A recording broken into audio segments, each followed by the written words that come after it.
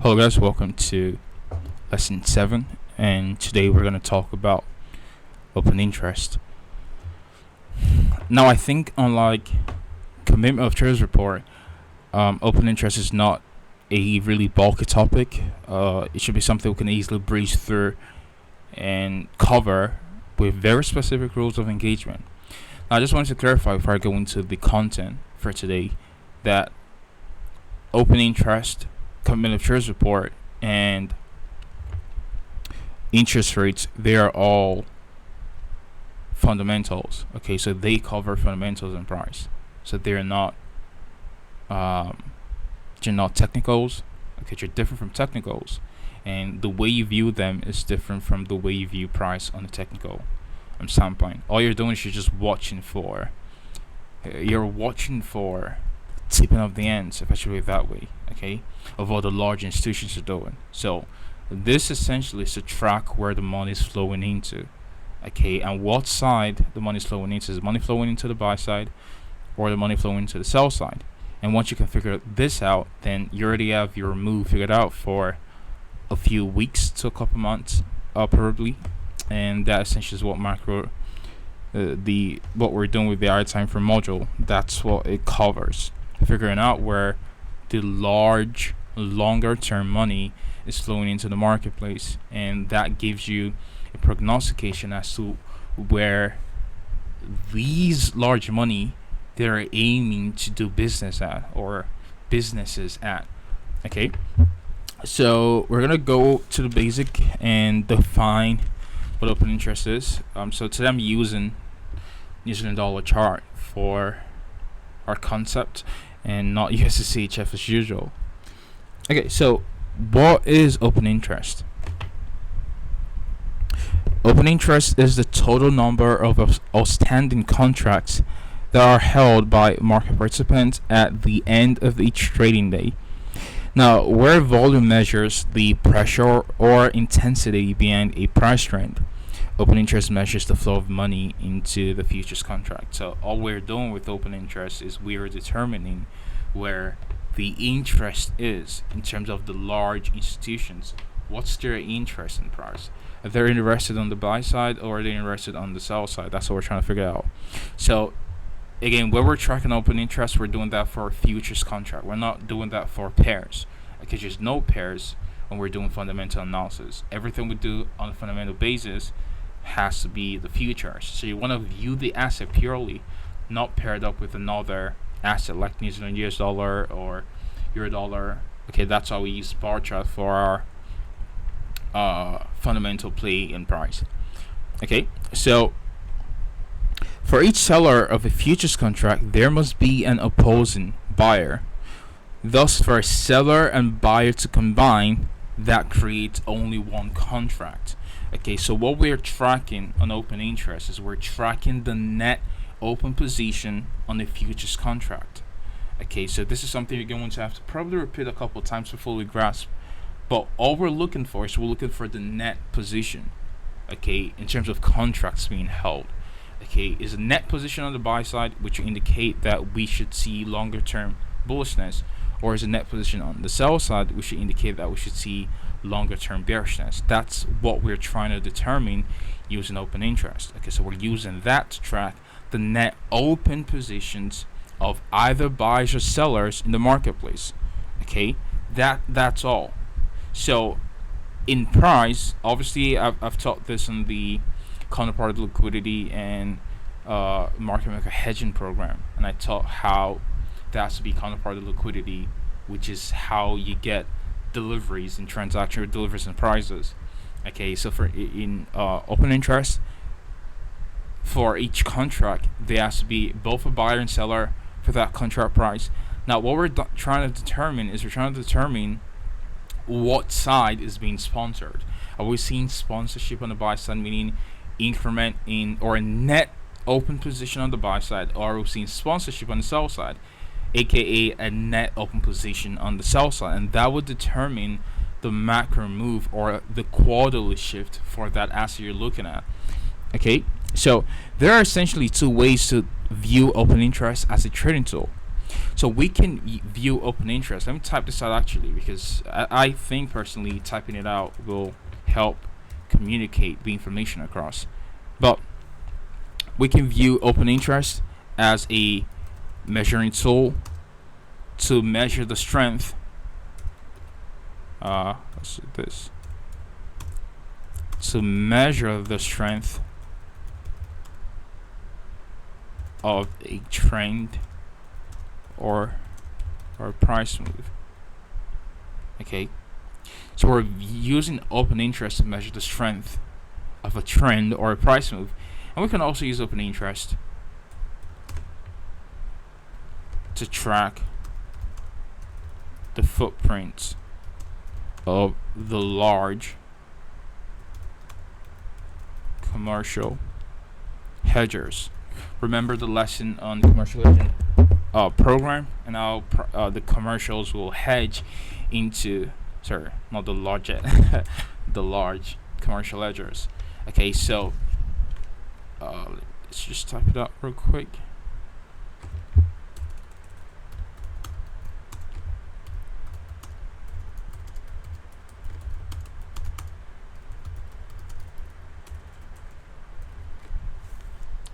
Alright, so we can either view it as a way of measuring the strength of order flow. So here says the strength of a trend or a price move. So we can use that to measure the strength of an order flow. So we know if the reversal we're looking at is a longer term reversal or a short term reversal.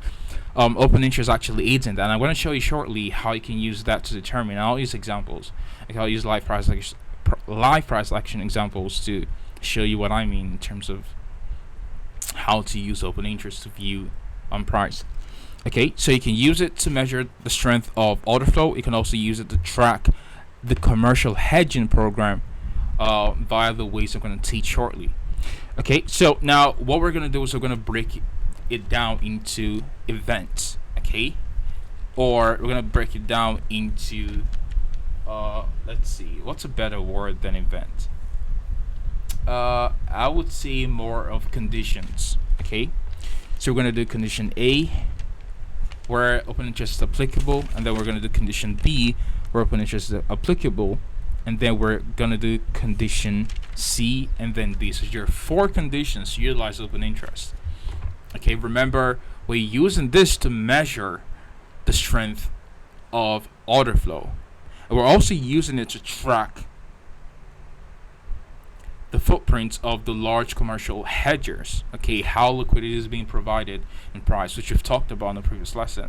All right, so A and B conditions, that's how we use to track the strength of an order flow or a pre-existing order flow.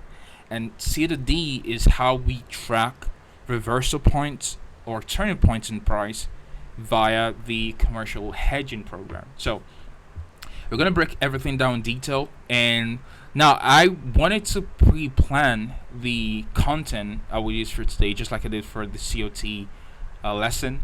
But I felt it better to be more dynamic and just do it on the go, and that communicates the point across. Okay, so for today's lesson, I'm not going to no pre-planned preparation of content. It's going to be more dynamic, on the go, straightforward. So let's talk about condition A. Okay, condition A for open interest.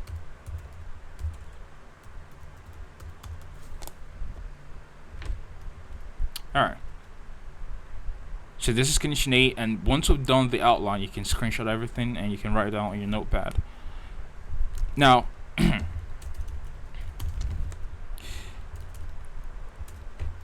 me just letters. If price is bullish in the first condition, if price is bullish and open interest, so I'm going to use OI for short. Okay, if price is bullish and open interest is rising, that indicates strength.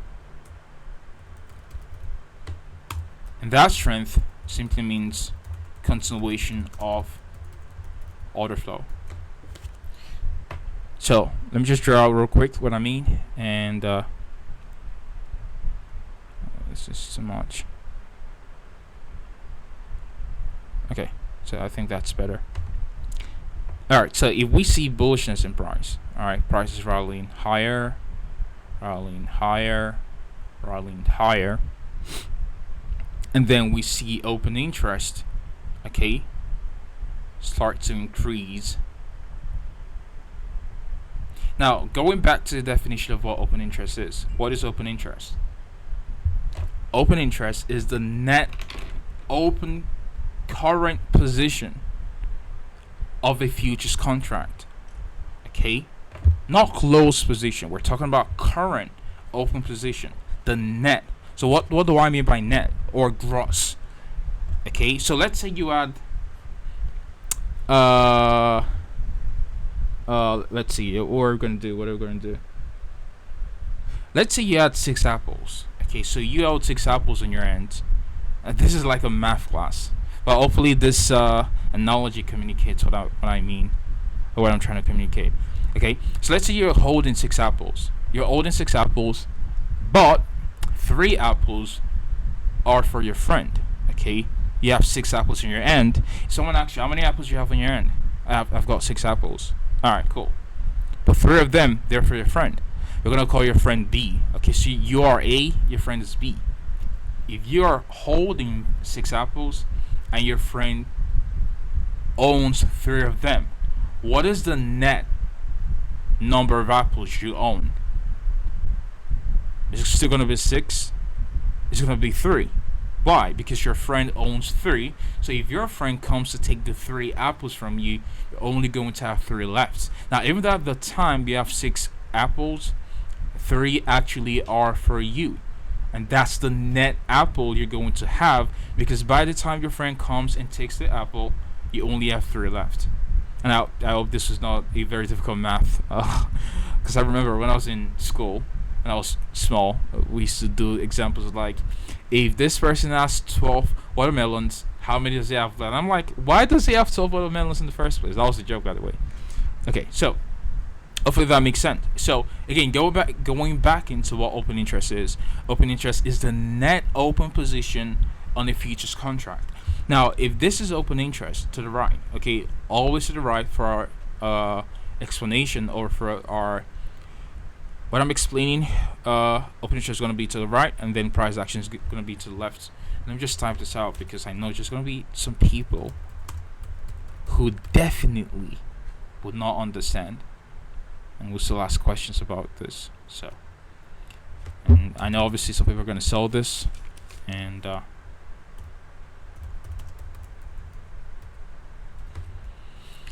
we have price action, we have open interest. Okay, so if price is rallying, okay, and open interest is rising, what does that mean? What's order flow right now? Order flow is bullish. If we are seeing an increase in open interest in the bullish order flow, so when I say bullish order flow, I'm not talking about the lower time frames. We're not concerned with the lower time frame. This is specifically for the higher time frames. Why? Why not lower time frames, Gene? Because the large institutions, okay, or are funding flows in price, they're not looking at the lower time frames. You're not engaging on the lower time frames. Okay, their actions are done on the larger time frames, and that's how we use that to track macro moves in price. Okay, so if we're seeing price rally on the higher time frame and we're seeing an increase in open interest, what does that indicate for that market? It means that that market is predisposed to continue its trend or its order flow, because we're seeing the net open position increasing. What's the net open position? Price is reflecting that, which is bullish. Okay, price is reflecting that it clearly is bullish order flow, and we're seeing that net open position increasing.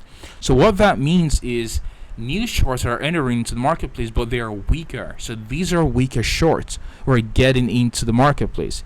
And as the market continues to rise, okay, the shorts get weaker and get liquidated, and the longs get stronger. Okay, so again, remember net open position. So I want you to imagine, let me try to use another example. I'll try to use the same example, so hopefully it makes sense. Now remember, in the previous example, we talked about you owning 6 apples, and 3 of them was for your friend.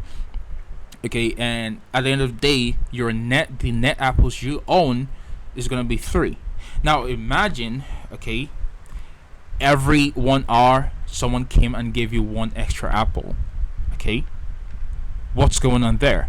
Your net apple is increasing, right? So every 1 hour, someone's coming to give you an apple. That means your net apple is increasing. So by 5 hours, you're going to have 5 more apples. So by 5 hours, your net apple ownership goes from. This is a very weird analogy, but we're gonna stick with this. Okay, your net apple goes from 3 to 8 by 5 hours, because it increases every 1 hour, and that's the same thing with this condition. If price is bullish and open interest is increasing, that shows that we are seeing an increment in the net long position, and that is reflecting the price. So this trend should continue into a longer term premium. Okay, so that is for condition A. Now let's go into condition B. Remember, you have 4 conditions.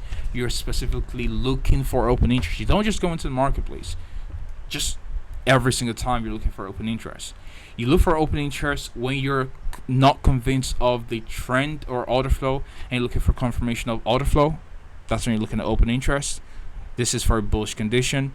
Now we're going to do for a bearish condition, and this is going to be condition B. Okay. Now in condition B, if price is bearish, let me get rid of all of this.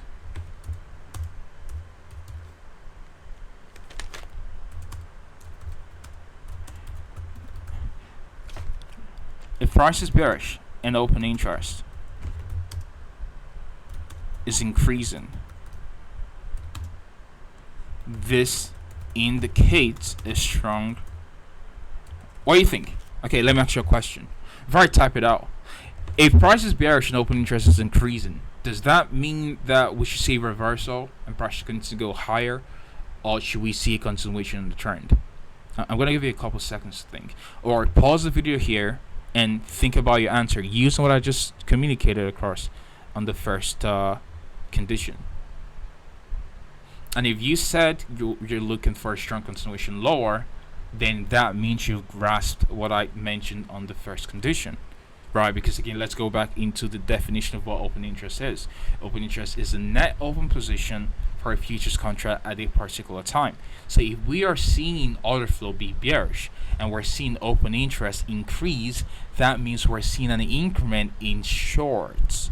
That means we should see that bearish order flow continue strongly. So if price is bearish and open interest is increasing, this indicates a strong downtrend. I don't like using the word downtrend or uptrends because that's a retail, but still. So what that essentially means is that weak longs are being stopped out. So as weak longs enter into the marketplace, actually, let's draw this out. So again, same condition, open interest is increasing, and here we are on the downtrend. Okay, market share lower. What we're looking for, if we start to see this, is we're looking for sponsorship to continue until a longer term discount. Okay, again, because this is a macro. So as weaker longs enter into the marketplace, those are trying to catch the bottoms. Okay, as they're entering into the marketplace, they're getting stopped out, and any new longs coming into the marketplace, they're absolutely getting washed by price action, and the net pressure on order flow is bearish. And as price declines and open interest increases, the shorts get stronger as the weaker long orders get even weaker. Okay, so that is the condition for sponsorship. Now, what we're going to do here is we're going to go into what I call condition A plus. Now, there are 4 different conditions, but condition A plus is for trend reversals. Now, this is for trend continuation. Condition A is trend continuation. Condition B is also trend continuation. Condition A plus is trend reversal. Condition B obviously is trend reversal. So now let's talk about how to determine open interest. So how to use open interest to aid in trend reversals. So we're going to do condition A plus. And now we're going to go back and look at the conditions. So let me get rid of this real quick. Get rid of you and you. in Q. Alright.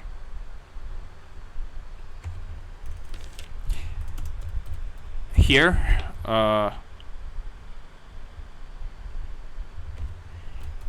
if price action is bullish and open interest starts to decline, sometimes aggressively, let's add it there. Okay, if price is bullish and open interest starts to decline, sometimes aggressively, what does that mean in price? Now let's go back again. I keep going back to the definition because that's the best way to communicate open interest. It's a really easy topic. Like, it's a really easy tool to use to add into your array or your arsenal of higher time frame fundamentals. Okay, what does that mean if price action is bullish and open interest starts to decline? Now let's again redefine, or not redefine, but let's go and define again what open interest means. Open interest means the net open position on a futures contract, okay, of buyers and sellers at a given price. Now, if we see open interest, initially it was increasing and we saw the trend was bullish, we know obviously that means we're seeing trend sponsorship.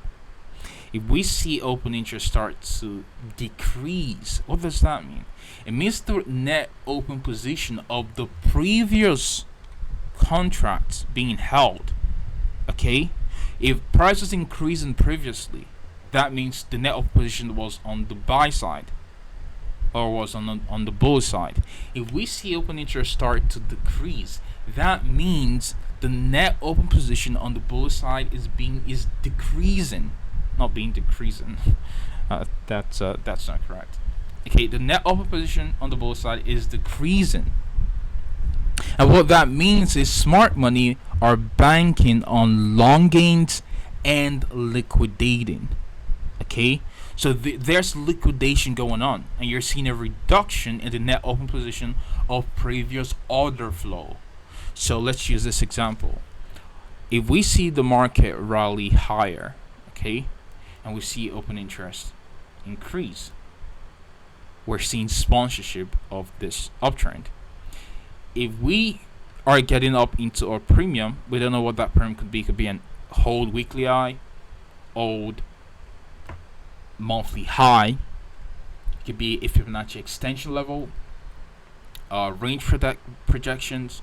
It could be a premium, whatever premium that could be, bear shallow block on a weekly time frame. We don't care. Okay, if we see as price starts to approach that premium, we start to see a decrease in open interest. Now, what was the existing order flow as open interest was increasing? It was on the buy side. If we start seeing a decrease in open interest, that means this run out into premium is being met by smart money distribution, and we should see the market turn and probably reverse. And so if this comes at a time of seasonal tendency, which I'm going to teach on, I think, a subsequent video, if this aligns with seasonal tendency and smart money divergence, which we've talked about, and COT also confirms this, man, you have nailed a long-term high. Congratulations.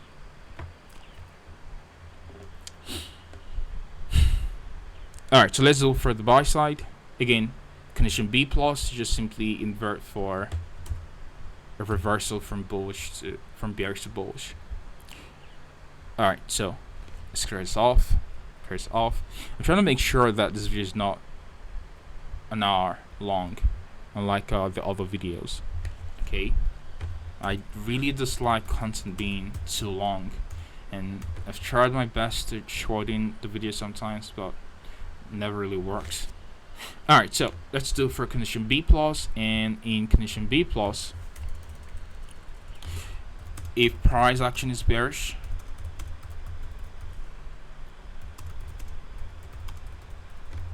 and open interest is decreasing, this is a bullish sign. Okay.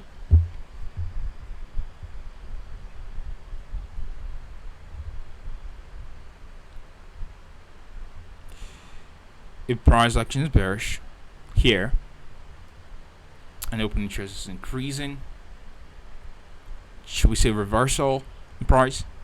That's a question, by the way. If we're seeing a decrease in long-term order flow and we're seeing an increase in open interest, what does that mean? If you said a reversal, you're absolutely wrong. That indicates a trend continuation. Okay, because open interest is increasing, so we're seeing an increment in shorts being held.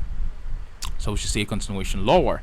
Now, once we start to see a decrease in open interest and the market is trading at a higher time frame discount, okay, that should indicate a trend reversal, because we're seeing a decrease in previous order flow or previous open positions, which would have been on the sell side, and we're seeing a net shorts being decreased, or we're seeing the net shorts being decreased. So what that simply means is we have smart money liquidating and they're covering profitable shorts to then sponsor new longs. So let's just conclude from condition A plus is really straightforward. Okay, so the conclusion here is that if open interest, let's use OI, I don't want to type open interest every time. If open interest is increasing, that equates trend continuation. If open interest is decreasing, that equates trend reversal. Okay, increase in open interest equals trend continuation, decrease in open interest equals trend reversal. Now let's go into condition C and D. Now there are only two states of delivery in the market. There's two states. The market at any given moment would do only two things. At every given time, the market will either be trending or consolidating. There's nothing else it's doing. Either it is trending or it is consolidating. Okay? Now, we just talked about condition A and condition B where the market is trending. Now let's talk about when the market is in a consolidation. How do we utilize open interest? Again, for large fund flows, we're tracking large institutional flows in price. How do we use open interest to track the net open position and anticipate prices? And I said that so slow. I'm sorry. Alright, so we're going to talk about open interest in consolidation.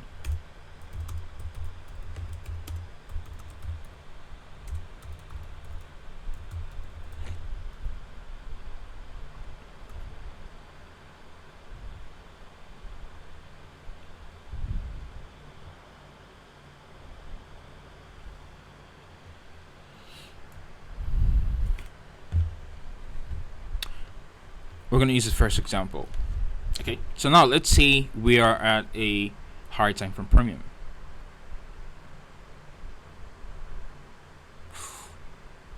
Higher time frame premium here.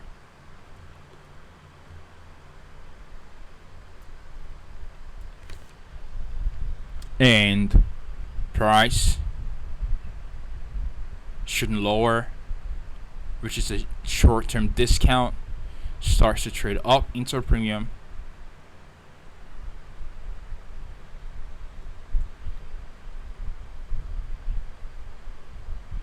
If we see open interest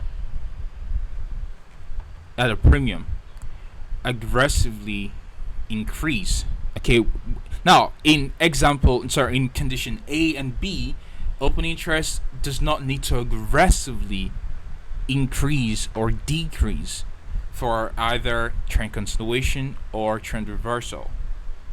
But for consolidation, it has to aggressively. Why? Because in the consolidation, we don't have existing order flow at that moment.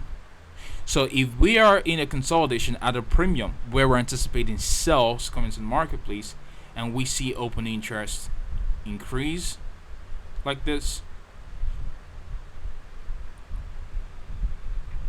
that indicates that we're seeing shorts aggressively entering into the marketplace.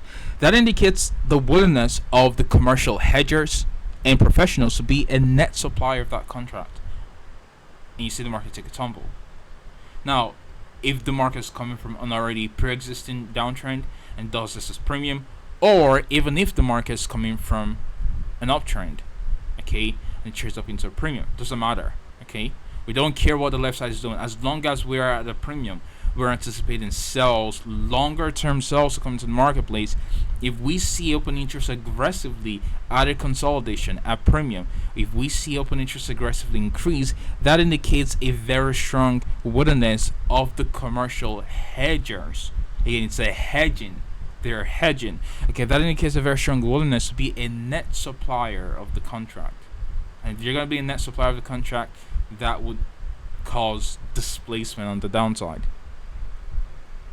Okay, and then this is for condition C. I think I actually forgot to type this out. That's for condition C. Oh, come on.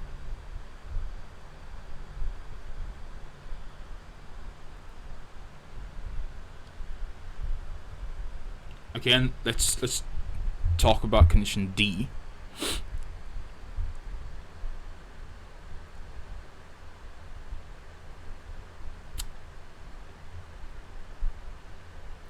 Alright, so for condition D, if we are at discount in a consolidation, price is declining, trades down to a discount, that discount could be a bullish order block, and we see open interest. Again, as price is declining, we're seeing an increase in open interest slightly, and we see something like this. That rapid decline indicates short covering. Shorts are being covered. Okay, that massive decline indicates that shorts are being covered. So as the trend is decreasing, open interest is doing something like this. That means that we're seeing a healthy order flow or a healthy sponsorship. As we see open interest aggressively decline, pre-existing order flow, which is shorts, being covered, and guess what's going on? New longs are entering into the marketplace. Okay, so longs are entering into the marketplace to sponsor the buy side. You see the displacement up top. So just to rehash all the things we talked about the last couple of minutes, when we are at a premium and price is consolidating, where we expect down prices or downward prices coming to the marketplace, if we're at a premium and the market is consolidating and we see open interest aggressively or sharply increase, that indicates that we are seeing a very strong willingness from the commercial hedgers or professionals to be a net supplier of the contract, and the market should displace lower.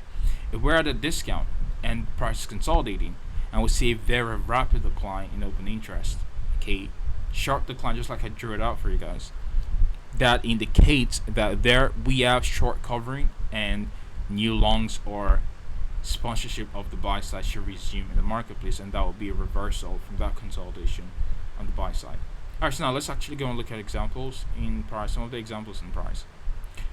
So I'm going to stick with the trend of using JPY for all our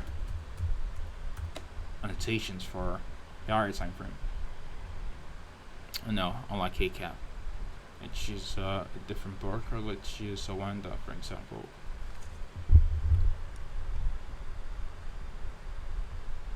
Alright, so let me show you guys how to bring up open interest. You go to select commodity because we're looking at dollar yen. Remember, we don't do this analysis in dollar except interest rates. Okay, we don't do COT analysis in dollar. We don't do open interest analysis in dollar. Now you can obviously, the data still works in dollar. It's not like the data does not work in dollar. It still works in dollar, but it could be skewed sometimes because dollar is not as heavily traded as the other assets. So that's why I usually just like to look at the pair that is paired against dollars. In this example, it is yen paired against dollar, so I'm preferably going to view yen for my open interest analysis. Alright, so you go to select commodity just like I taught you in the last video, and you select yen. So let's look at currencies, and we have Japanese yen here. So you go and select yen there. Again, nearest contract month, which is May. That's what we're selecting. We never want to select the cash price. Don't forget. Nearest contract month, that's what we're selecting. And you go and click on full chart. And I want us to watch this eye up here. So we're going to use a weekly nearby.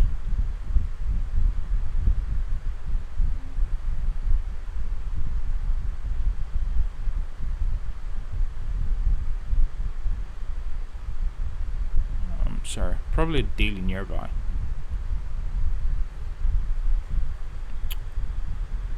Alright, so you can see here, as we're decreasing, trending lower,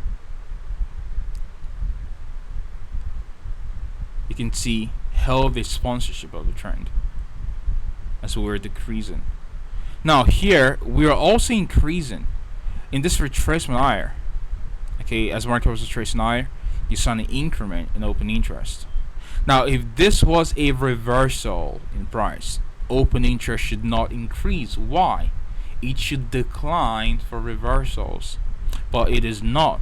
It is increasing as price is increasing. That means that run higher is not a reversal. Instead, it is a retracement to continue the downtrend.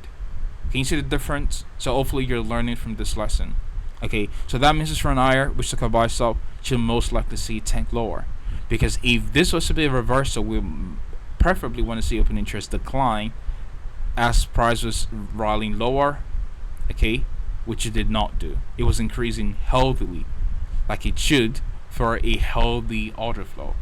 Okay, so that means that this run higher was not a reversal. Instead, it was just a run up in the premium. So if you pulled your Fibonacci from high to low, it was a return back into optimal trade entry and displacement lower.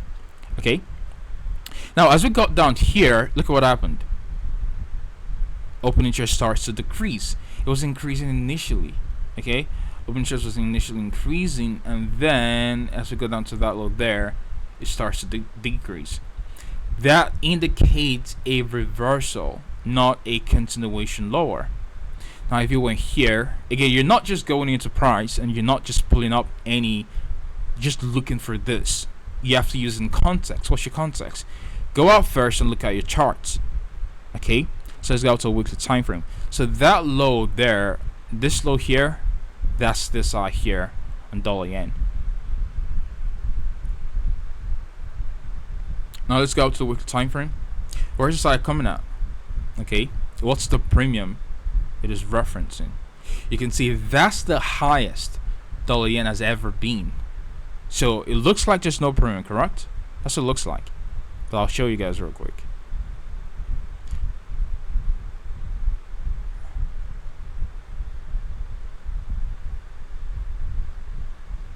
Now we have a range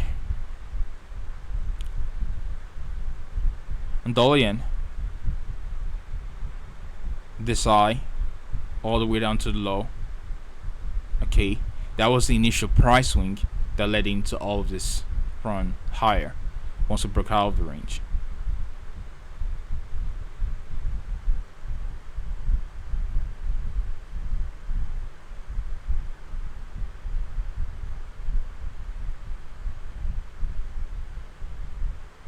Oh, sorry.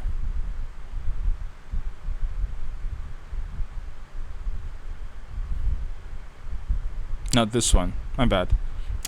It's not this one, because this one is inside this price swing, this range is inside this price swing, this range is inside this price swing. So all of this, all of the ranges, all of this, prior to price breaking out of the range, it's all inside this payment price swing. So this is our swing referencing. Okay.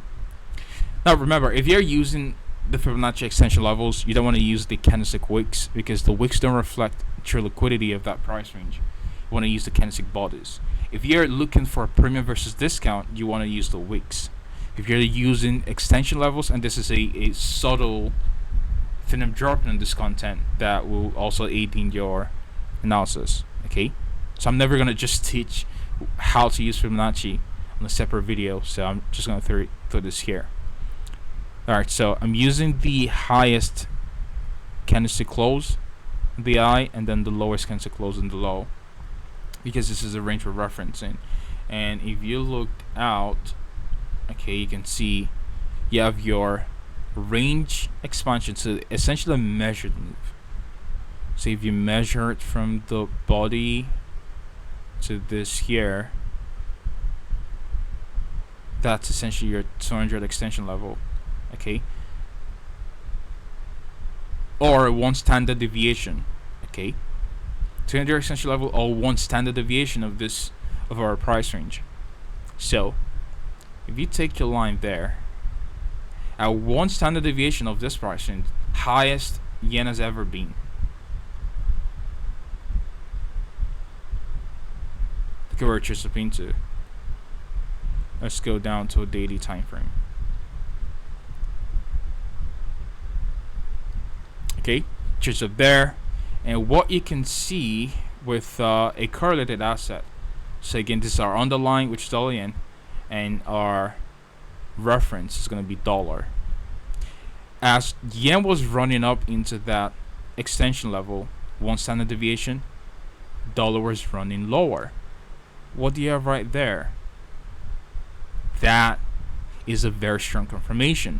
Now we're coupling this. We're not just going and looking at open interest. Now after we've done this and we have a suspicion of this being a possibility, then we go and look at open interest. What is open interest doing? It is declining. Okay, that indicates what? Go back to what I taught you. Go back to the previous slides. When you see a decline in open interest, that indicates a trend reversal is on the way. So where's your sell side liquidity if that's going to be a trend reversal? Where's your sell side liquidity? Well, where was the last major swing prior to the run higher? Was it this swing? No, this is not a major swing. It is this one, because this was the swing that cleared out a major low, cleared out major sell stop. So all the run higher originated from this low here. So that becomes your long-term sell side liquidity. So see how you've understood the longer-term macro for dollar yen from around the month of October going to November. Okay, so from October going to November, look what's going on there, and see how many days it spends. That is, well, let me actually use the price range. Oh, sorry, the date range. That is 81 trading days. 80 trading days actually. Okay, 80 trading days. So in a month we have 20 trading days. But that is 4 months of price action. It is giving you a directional bias over the next 4 months. So every single week you know what you're looking for. Either you're looking for a retracement into a daily premium to continue the trend lower, or price should be expanding from daily premium and continue the trend lower.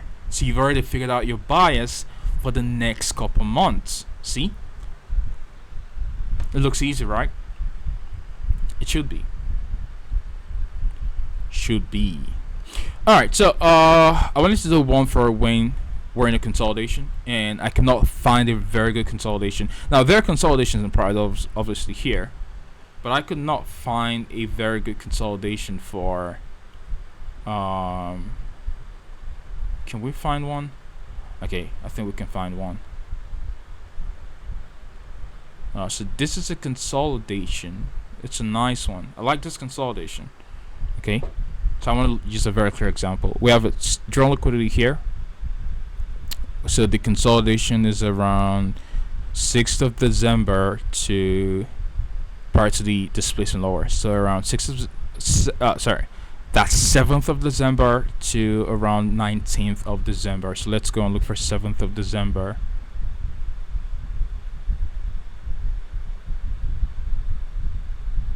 Okay, so this is 7th of December, and let's see. No, it's not. Alright, let me use the tool. So 7th of December. That's what it says. Okay, that is 7th. Until when? 19th. Okay. So let's look for 19th. Let's go down and look for 19th. That's a very nice consolidation we can use for today's example. This is 19th.